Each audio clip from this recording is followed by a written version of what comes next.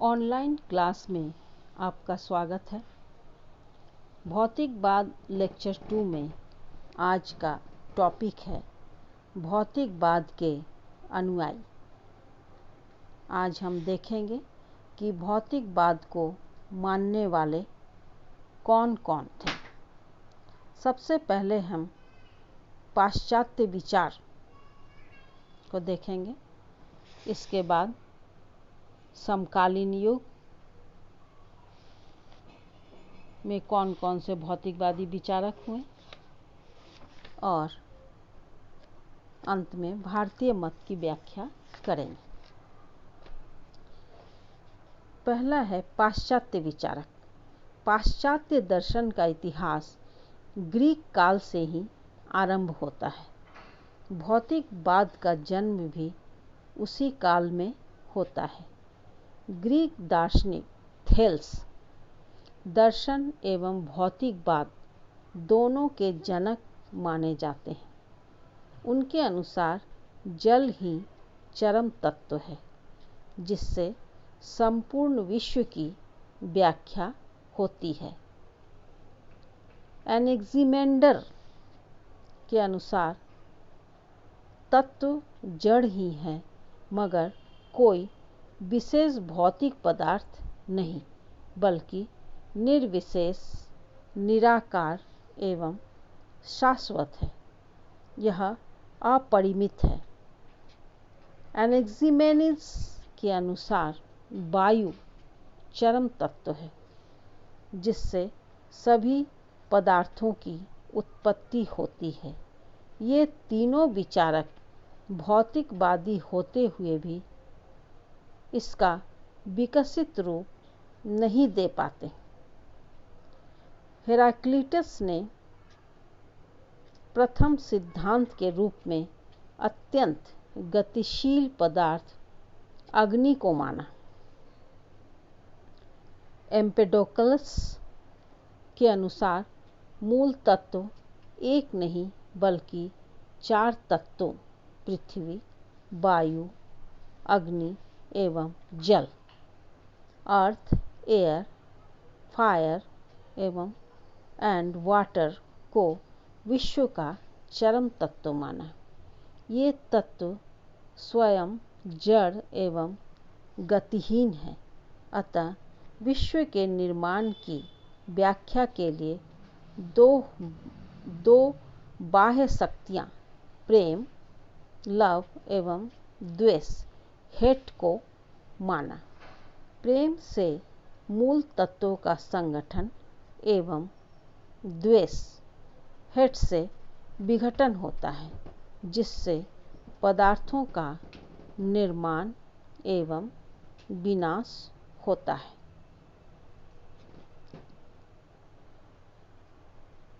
Leucippus एवं डेमोक्राइटस ने परमाणुवाद का आरंभ होता है। उन्होंने भौतिक परमाणुओं एटम्स को चरम तत्व माना, जो भूत के अत्यंत ही सूक्ष्म, निरवयव, अविभाज्य, नित्य टुकड़े हैं। इनमें गुणात्मक भेद नहीं है, सभी भौतिक हैं। भेद है सिर्फ आकार एवं परिमाण का। गति उनको अंदर से मिलती है, जिससे इनमें संगठन एवं विघटन होते हैं, जो पदार्थों के निर्माण एवं विनाश के कारण है। अगला एपिक्यूरस एवं ल्यूक्रेटियस ने डेमोक्राइटस के परमाणुवाद को नाम मात्र का परिवर्तन कर मान लिया। इन्होंने परमाणुओं में भार एवं इच्छा स्वातंत्र्य को माना, जिसके कारण परमाणुओं का संगठन एवं विघटन होता है, जिससे पदार्थों की व्याख्या होती है। इस प्रकार ग्रीक दर्शन में भौतिकवाद अपनी प्रारंभिक अवस्था से गुजरते हुए परमाणुवाद तक पहुंचता है, जो कि वैज्ञानिक दिशा में एक नए अध्ययन की शुरुआत करता है, जिस मार्ग पर आगे चलते हुए भौतिकवाद ने नए नए आयाम को अपनाया। ग्रीक काल के बाद भौतिकवाद आधुनिक काल के विचारकों में पाया जाता है। इसमें प्रमुख विचारक हॉब्स, टॉलेंट, हेकेल, लामेट्री एवं मार्क्स हैं। हॉब्स के अनुसार भौतिक जगत यथार्थ है जो भौतिक नियमों से यंत्रवत चलता है। हमारे आचरण एवं कर्म भी भौतिक नियम से संचालित है। हमारे प्राण, संवेदन, मानसिक प्रक्रियाएं, आत्मा भी मूलतः भौतिक है। जॉन टॉलेंट भूत को, मैटर को शक्ति रूप यानी सक्रिय मानते हैं, एक्टिव मानते हैं। यह निष्क्रिय नहीं है। विस्तार, अभेद्यता तथा गति इसकी विशेषताएं हैं।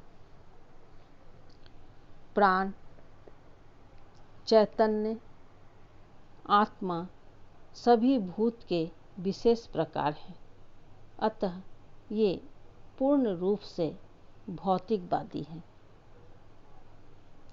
कॉमेंट्री के अनुसार भौतिकवाद एवं यंत्रवाद ही केवल सत्य है। प्रकृति सदा विकसित होती रहती है। पेड़ पौधे, अन्य प्राणी, मनुष्य सभी विकास के सूचक हैं, जिनमें मात्रा का भेद है, तात्विक भेद नहीं।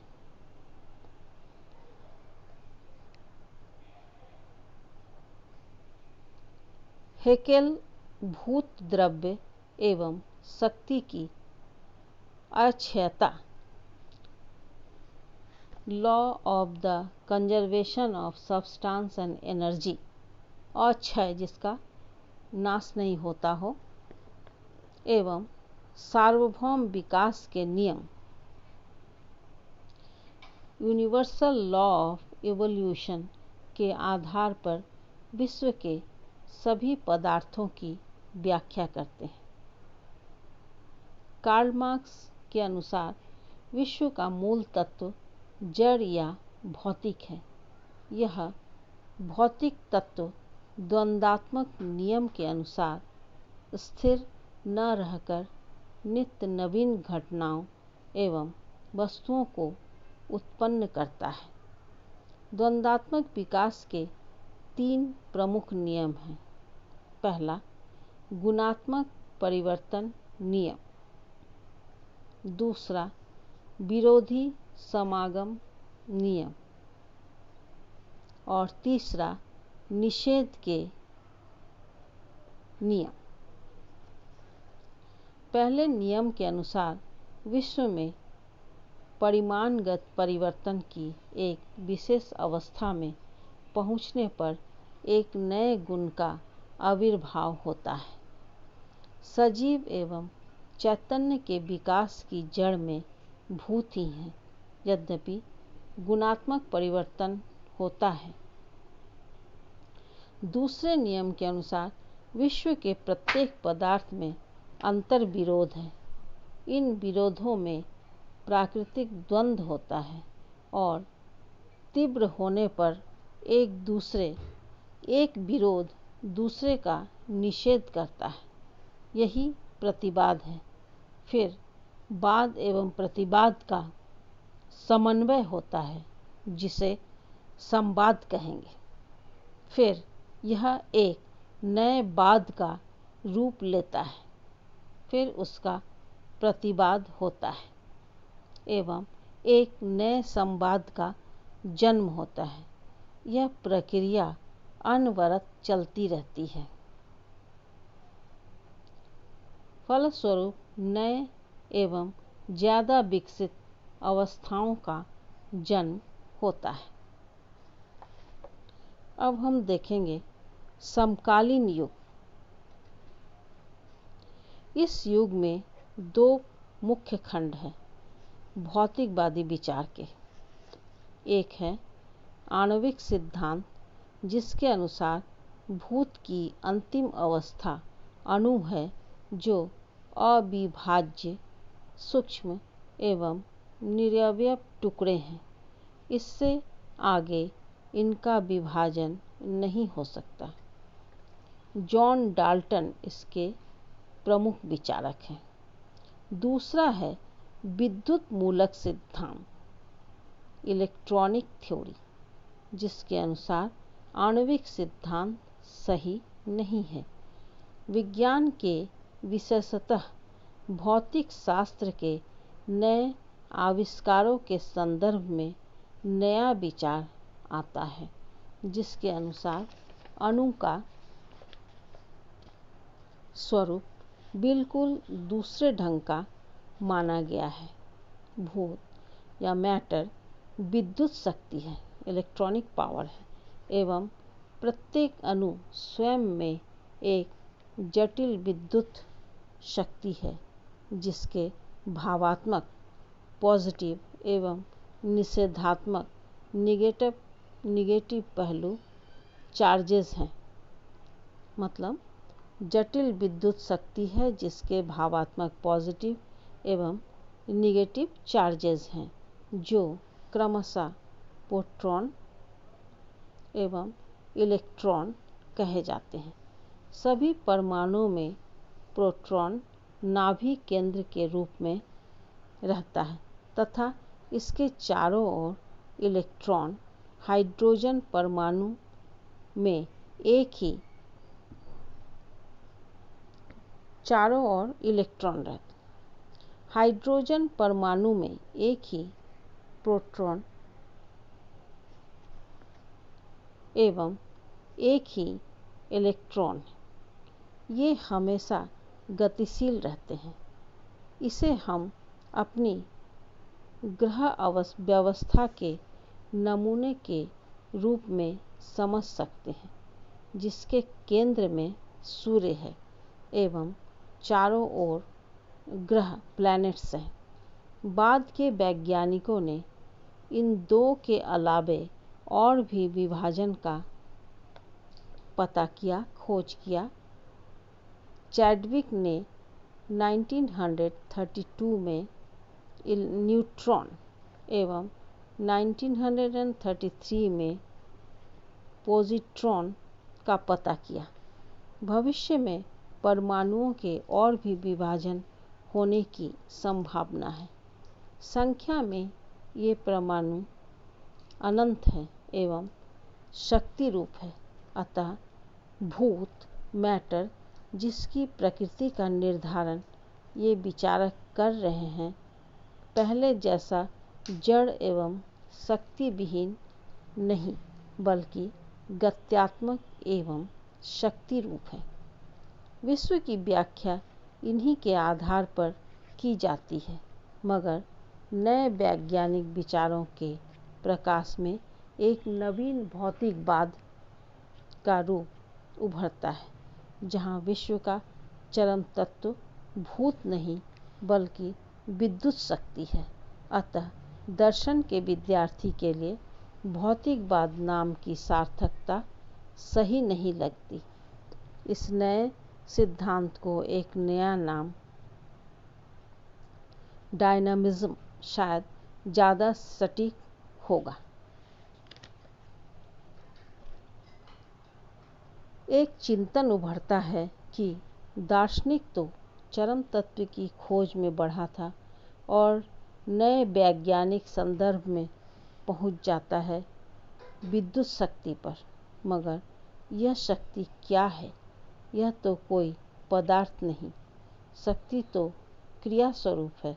अतः हम मूल तत्व की जगह पर एक क्रिया की अवस्था पर पहुंच गए, जिससे दर्शन के विद्यार्थियों को शायद संतोष न मिले। जो भी हो, विज्ञान के नए चरण में यही स्थिति है। भौतिकवाद एक अर्वाचीन रूप प्रकृतिवाद का है। इस शब्द के प्रति झुकाव है शायद पहले के भौतिकवाद के रूढ़िगत विचारों एवं भूत मैटर के अनिश्चित एवं नित्य नए परिवर्तन स्वभाव को ध्यान में रखकर। सेलर्स, सांटायना आदि इसके विचारक हैं। ये केवल प्रकृति को ही यथार्थ मानते हैं। ये भौतिक विज्ञानों एवं इसके नियमों पर अत्यधिक जोर देते हैं एवं इन्हीं के आधार पर प्राण, मन, चैतन्य, मानव इतिहास, मानव संस्थाएं इत्यादि की व्याख्या होती है। यह शक्ति अक्षरता नियम पर अत्यधिक जोर देते हैं एवं पूर्ण विश्व को इसी शक्ति का कार्य मानते हैं। अतः यही भूत पर जोर कम देता है, शक्ति पर ज़्यादा। आज का प्रकृतिवाद अधिक उदारवादी है क्योंकि केवल भौतिक विज्ञानों के द्वारा नहीं बल्कि सभी विज्ञानों के आधार पर प्रकृति की व्याख्या होती है।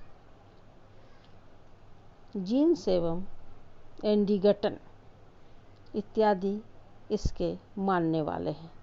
इन्होंने law of conservation of energy की जगह law of correlation of energy को माना। इस प्रकार ग्रीक काल के सरल विचार से आरंभ करते हुए हम अत्यंत वैज्ञानिक एवं विकसित विचार में प्रवेश करते हैं इस भौतिकवाद की व्याख्या में। अब हम संक्षेप में भारतीय मत को देखेंगे। चारवाक ही एकमात्र भौतिकवाद का समर्थक है। पृथ्वी, अग्नि, जल एवं वायु चार भौतिक तत्व विश्व के मूल में है। इन चारों तत्वों के विशेष परिमाणगत संयोग से नए गुणों का जन्म होता है। जैसे चूना, कत्था, सुपारी एवं पान के विशेष मिश्रण से लाली होती है, उसी प्रकार उत्पन्न मन, चेतना, आत्मा सभी की उत्पत्ति चार मौलिक तत्वों के मिश्रण से होती है। अतः मूलतः ये भौतिक है। शरीर के अंत के साथ सभी का नाश हो जाता है। अतः आत्मा, उसकी अमरता, पुनर्जन्म, मोक्ष, स्वर्ग, नरक इत्यादि में विश्वास अर्थहीन है। ईश्वरवाद में विश्वास भौतिकवाद की विरोधी बात है। अगले क्लास में हम भौतिकवाद के समर्थक युक्तियों एवं इसकी आलोचना पर प्रकाश डालेंगे। धन्यवाद।